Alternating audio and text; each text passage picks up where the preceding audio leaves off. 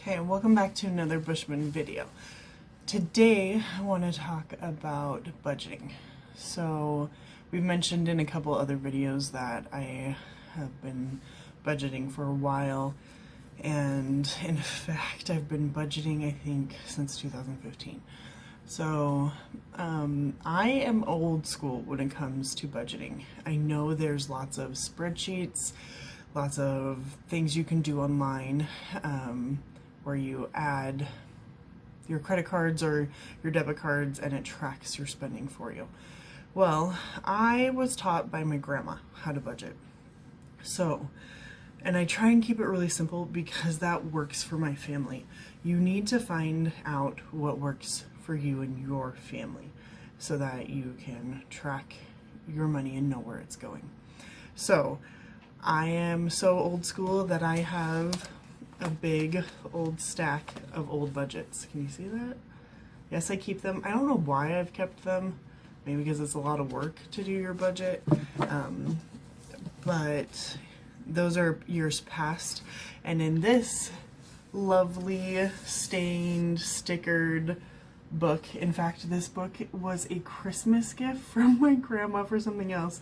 I crossed it out and it says Bushman Budgets. So in here, I have some extra paper to create budgets on. I'm going to start a November budget. That's why I wanted to talk about it.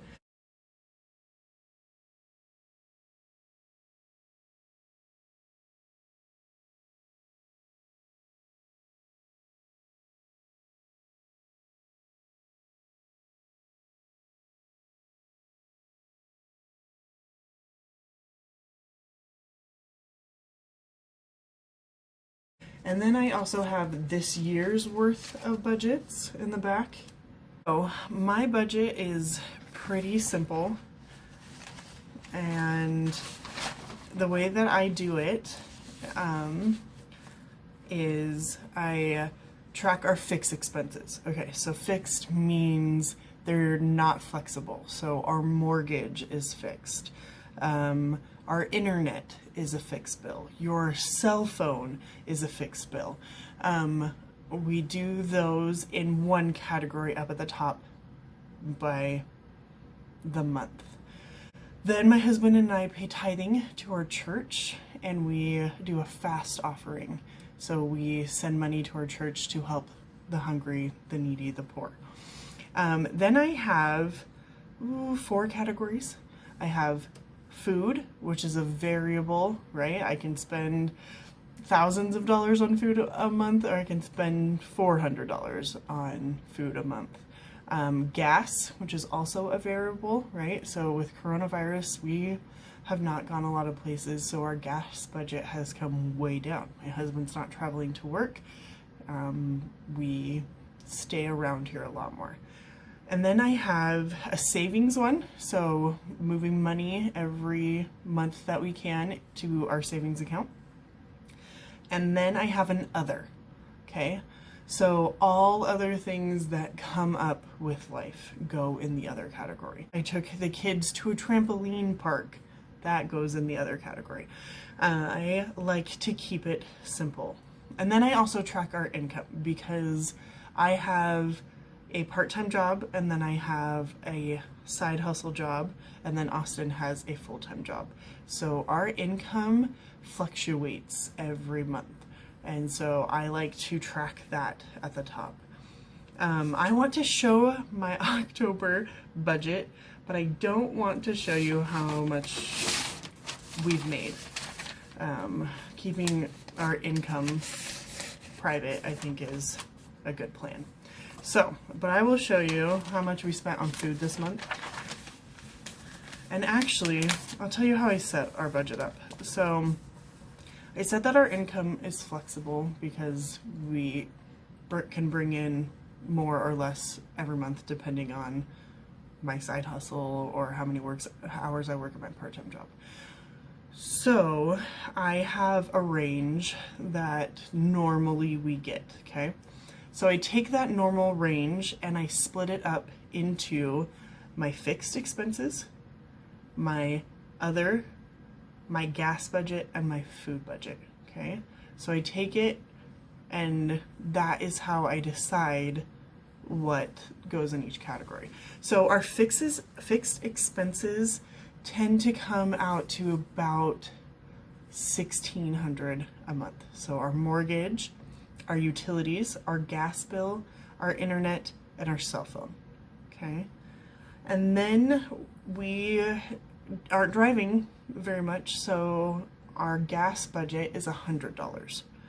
Then our other budget, I try to keep within $100. Sometimes it's like $700. September is our huge month. We have car insurance, our car registration, and oh yeah, we had an electrician come look at our house because I broke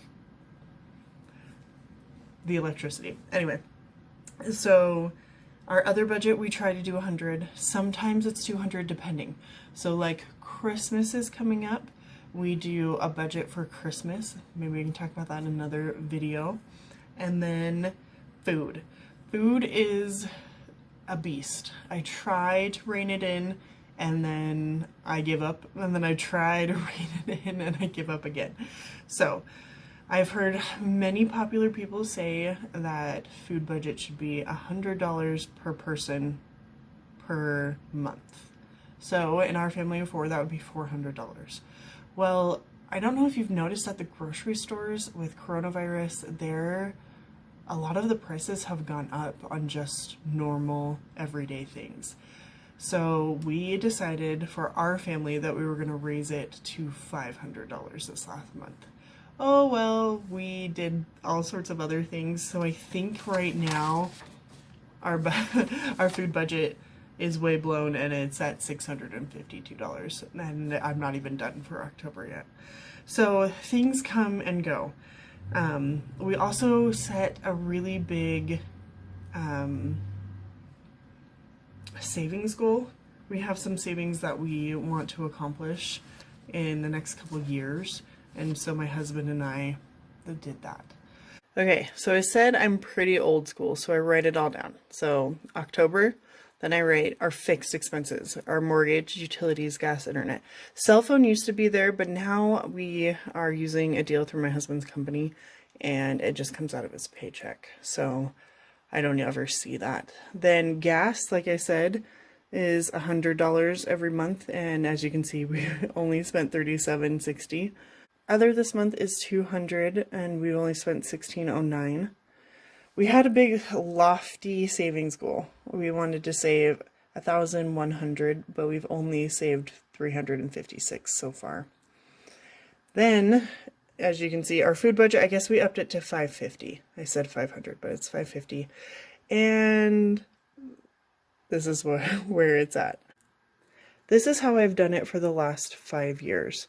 I get our receipts, I write it down, and we set goals. It sometimes works and it sometimes doesn't. But the consistency of budgeting, we've been able to do some pretty great things with our money. Also, I put little covers on our budget underneath one side. I just list from the top income. I set our goal for that month, and then I write the income that we get. And then our fast offerings and tithing, I do the same on this side. So fast offerings we do once a month. It's just a lump sum. And then how much tithing depends on how much income.